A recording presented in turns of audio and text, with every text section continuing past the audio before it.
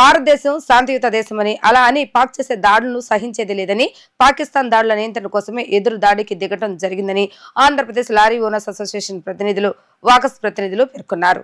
ప్రధాని మోడీకి దేశ ప్రజలందరూ సంఘీభావంగా ఉన్నారని చెప్పారు. దీనిపై మరింత సమాచారం మా ప్రతినిధి లిఖిత అందజేస్తారు.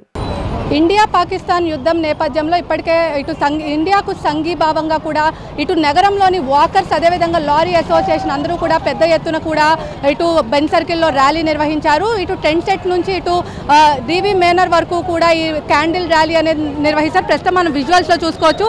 ఏదైతే ఆపరేషన్ సింధూర్ నేపథ్యంలో ఇప్పటికే మహిళలు అందరూ కూడా పెద్ద ఎత్తున కూడా ఏర్పాటు చేశారు. ఇక్కడ మనతో మాట్లాడటానికి మహిళలు ఉన్నారు. మేడం చెప్పండి, ఎలా ఫీల్ అవుతున్నారు? అంటే యుద్ధం ఇప్పటి వరకు 50 సంవత్సరాలుగా ఎప్పుడూ లేదు, కానీ ఎలా చూస్తారు ఈ ఇండియా పాకిస్తాన్ వార్గా, అది కూడా మహిళలు ఆపరేషన్ సింధూర్లో పార్టిసిపేట్ చేశారు, ఎలా చూస్తారు?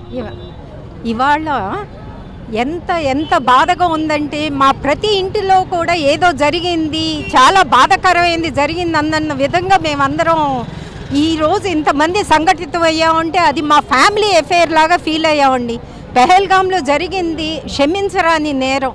పాపం వాళ్ళు సరదాగా అక్కడ ఆ ప్లేస్ చూడటానికి అక్కడ వాళ్ళకి ఎంత ఎక్స్చేంజ్ డబ్బు ఎక్స్చేంజ్ అదంతా అవుతుంది కదా, వీళ్ళు వెళ్తే అదంతా పోగొట్టుకుని ఇవాళ దాన్ని మళ్ళీ శ్మశానం చేశారు ఎవరు? టెర్రరిస్టులు. మనం ఏమైనా తొందరపడ్డామా? వాళ్ళు రిలీజన్ అడిగి మతం అడిగి కాల్ చేశారు.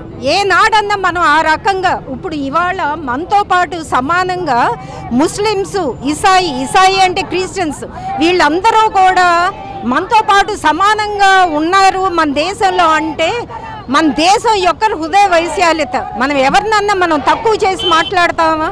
ఇందాకే నేను చూశానండి ఒక 3 గంటల క్రితం ఒక వీడియో. ఆ వీడియోలో పాకిస్తాన్లో 10 మందిని అడిగారండి.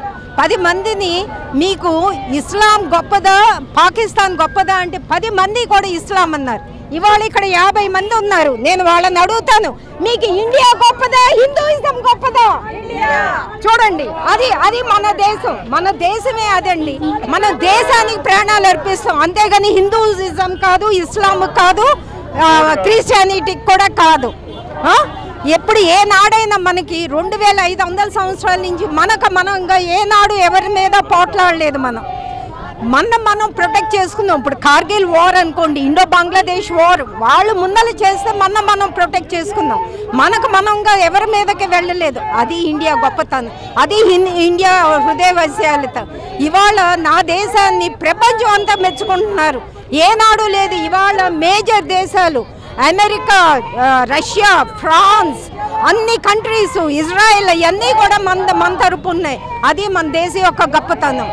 వందే మాతరం, జై హింద్. ఇక్కడ మనతో మంది మహిళలు ఉన్నారు.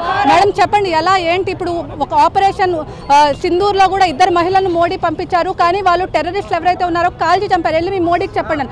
అదే ధీటుగా కూడా మోడీ పంపించిన పరిస్థితి ఎలా చూస్తారు ఏంటి? ఇది ఖచ్చితంగాను మన భారత వీర మహిళల యొక్క చెప్పాలి అంటే ధైర్యము, సాహసము. అంటే మా దేశంలో ఉన్నటువంటి మహిళలు కూడా మా దేశం పట్ల అంటే రక్తం చిందించడానికి కూడా రెడీగా ఉన్నాము. మా దేశం అంటే మాకు అంత ప్రేమ ఉంది అని తెలియజేస్తున్న విధానం ఇది.